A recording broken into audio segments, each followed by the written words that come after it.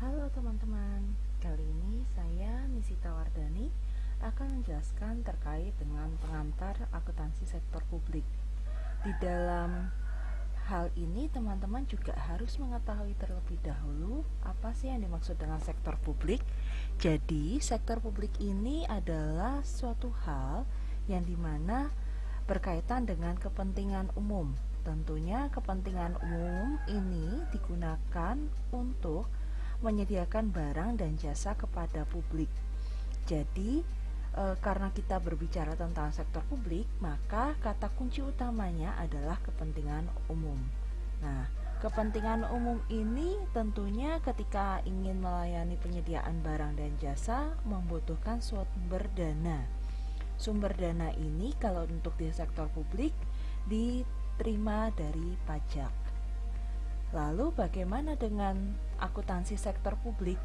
Akuntansi sektor publik ini adalah proses pengidentifikasian, pengukuran, pencatatan, pelaporan, transaksi ekonomi keuangan dari organisasi atau entitas publik, khususnya dari LSM dan pemerintah yang bisa dijadikan untuk sebagai informasi dalam hal pengambilan keputusan bagi pihak-pihak yang memerlukan.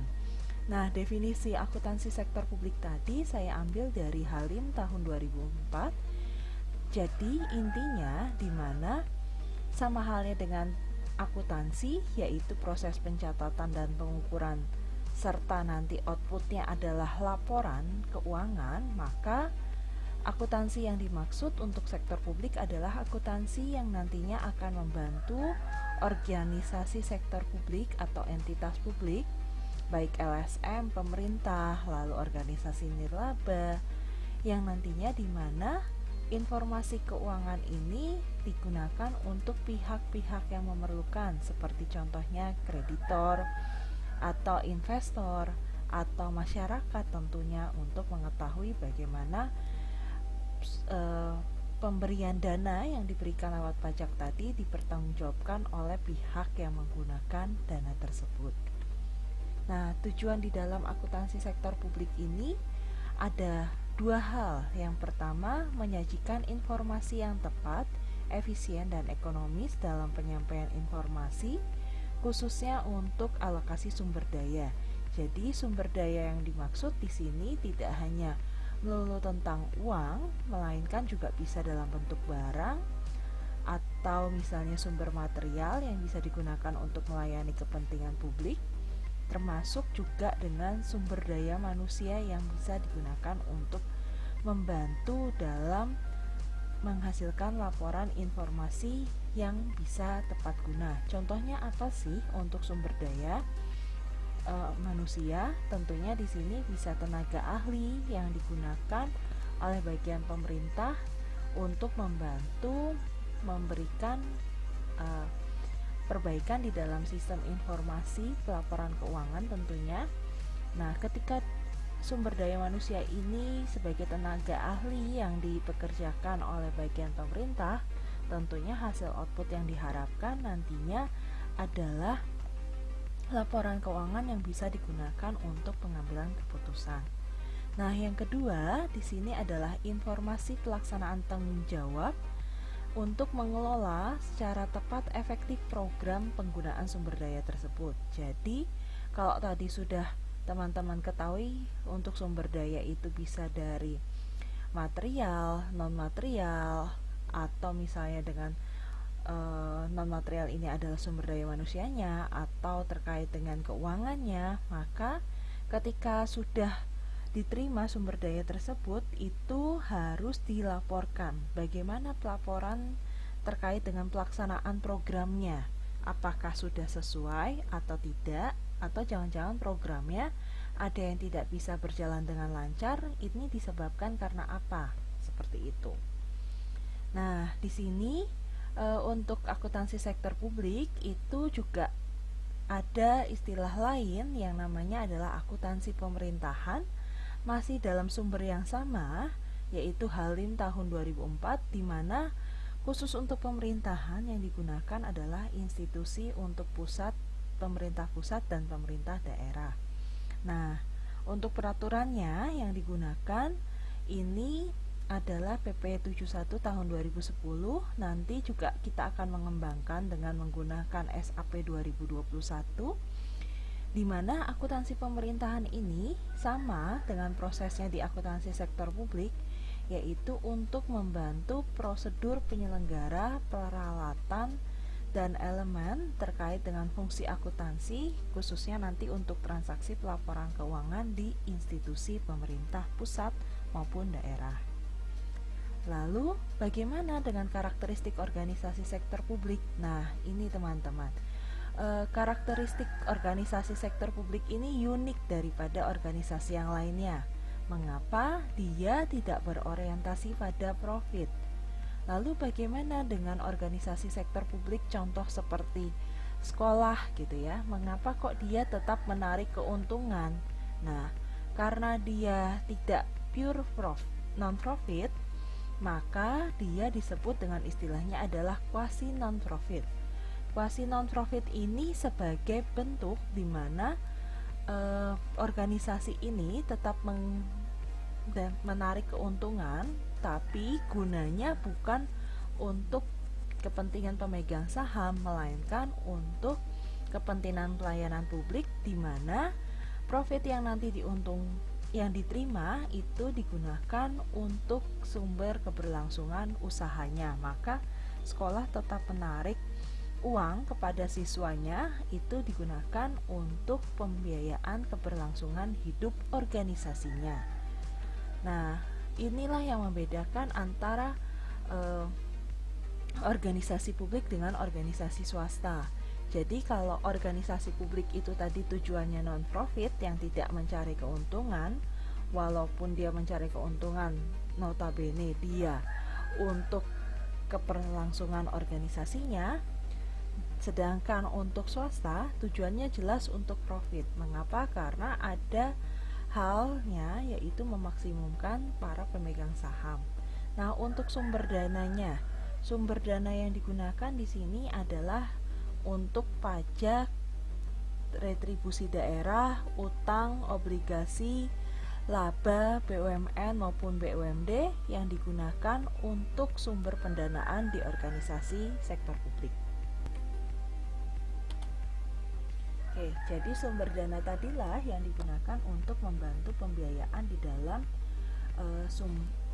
organisasi sektor publik itu tentunya. Jadi pajak, mengapa sih dibutuhkan untuk membangun daerah? Karena dengan adanya penerimaan pajak inilah yang bisa digunakan untuk sebagai sumber pemasukan, membantu untuk pengembangan di suatu daerah maupun di suatu kota ataupun di provinsi tertentu yang gunanya untuk memajukan perekonomian di tempat tersebut.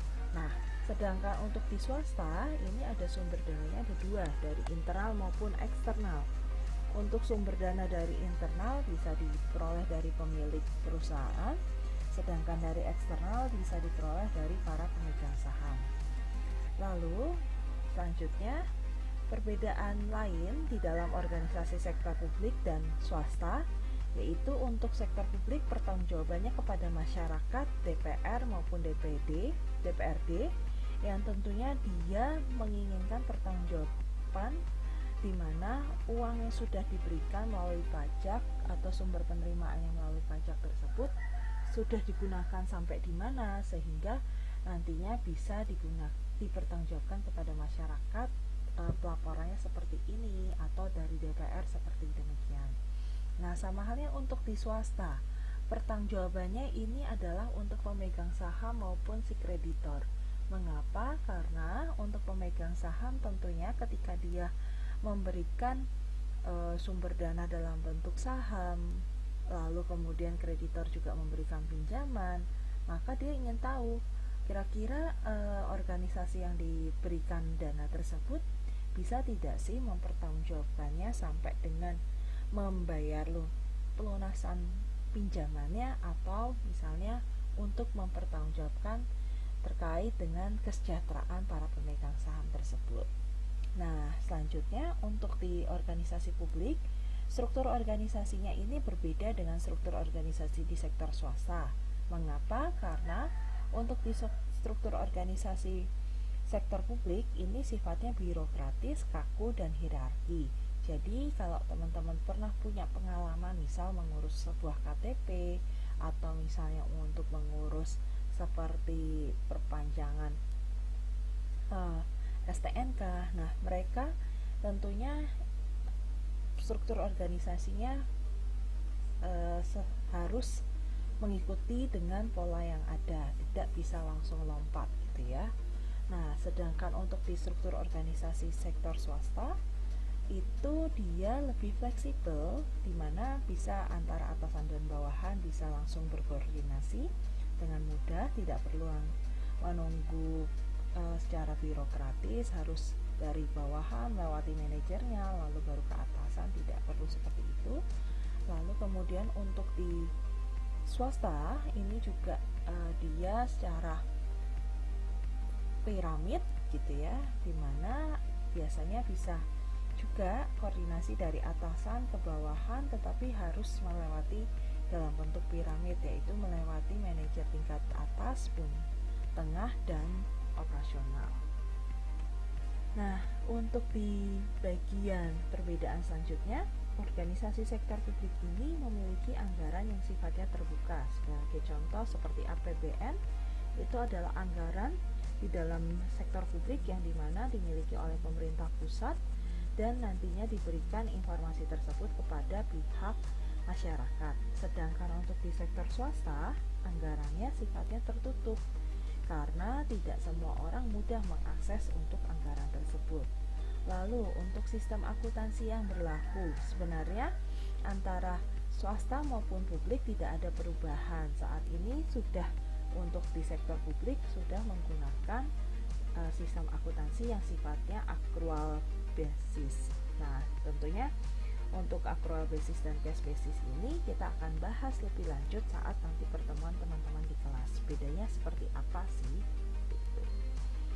Lalu untuk terakhir di bagian pengantar dari akuntansi sektor publik adalah konsep organisasi nirlaba. Jadi organisasi nirlaba ini sebenarnya adalah kepemilikan organisasi, bisa dimiliki oleh pemerintah maupun non pemerintah. Untuk standar akuntansi yang berlaku di dalam organisasi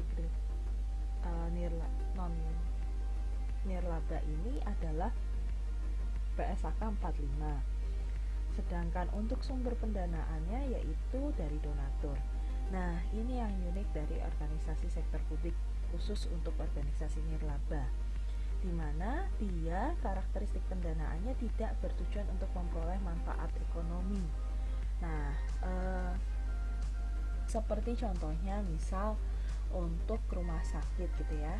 Nah, rumah sakit ini diberikan bantuan dari donatur. Tentunya dia tidak mengharapkan adanya manfaat ekonomi yang bisa untuk mensejahterakan si donaturnya, melainkan untuk membantu kepentingan publik. Walaupun dia menarik uang atau profit, ini guna untuk keberlanjutan organisasi tersebut atau keberlangsungan hidupnya.